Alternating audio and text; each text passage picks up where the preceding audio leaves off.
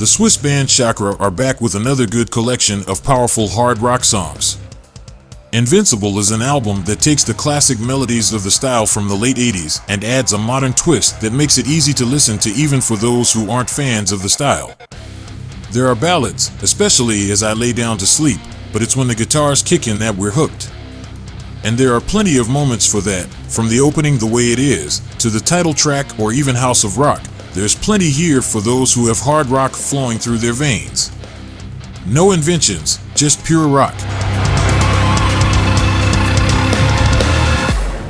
The definition modern old school metal is contradictory, but it's still somewhat accurate given what we can hear on the second album by the Dutch band The Unslain.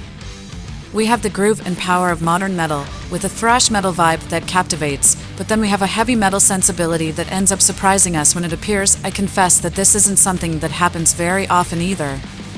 Descending is an album of great energy, made to get you moving, where the modern feel may put some off, but if you give it a chance you'll come to the conclusion that this is an album full of good songs, which are easy to immerse yourself in and stay with.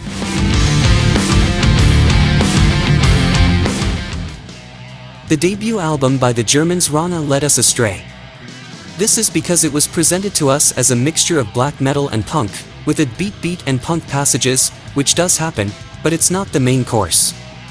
What we really have is intense, inspired post-black metal that takes us through several passages.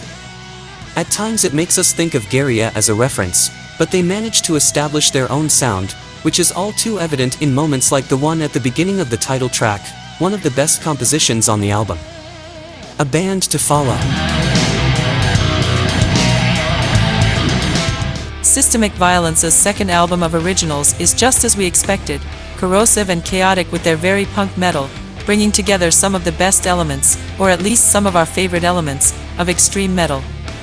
There's punk/hardcore with roots in crust, necro thrash metal and a healthy influence of Scandinavian and Japanese extreme music. After some time in silence, this comeback drops like a devastating bomb, which meets our expectations. A short album that doesn't reach 30 minutes and yet is far from being one-dimensional or more of the same. A comeback that takes them to a new level of intensity.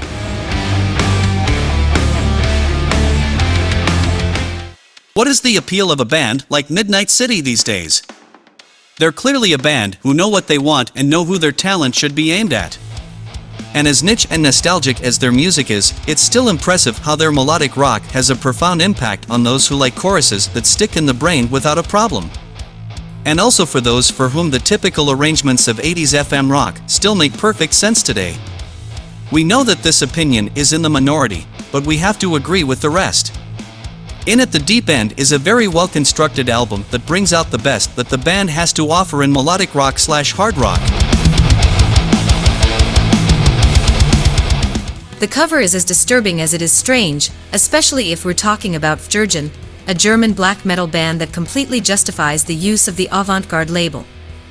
Unusual, violent but highly atmospheric, Judas is the sixth album in their career that sees the band moving away from the more orchestral and symphonic approach of their last few albums and diving into more experimental and daring arrangements, which in our opinion work. They work, but they're not immediate, and it takes some openness to welcome tracks that surprise with their melody, such as Fjoergyn. We applaud their courage in breaking new ground, and especially for doing so successfully. A very interesting debut from this intriguing French band. And I say intriguing because of their very distinctive blend of black and doom metal.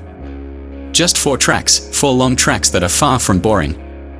The Forgotten Tomb and Shinning are names that spring to mind, although the melancholic moments don't reach the intensity levels of those bands. There's an undeniable beauty but also heaviness that comes together in a refreshing way that you don't want to turn your back on. If you love this unique way of combining black and doom, as well as the names mentioned above, you can't resist this album.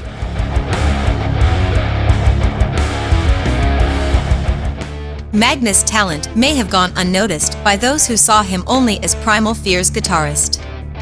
Not that this position, in itself, isn't worthy of value. However, from the first moment he appeared with this solo project, it was clear that he is a complete musician and not just a good guitarist. This is his 4th album and probably his strongest, with a set of songs that fit into bombastic and symphonic heavy/power metal, and where each of the many guest voices brings greater cohesion to these songs, something that is even contrary to what is usually found in this type of project. These songs linger in the memory and prove to be far more addictive than expected, even for those who were expecting something very good.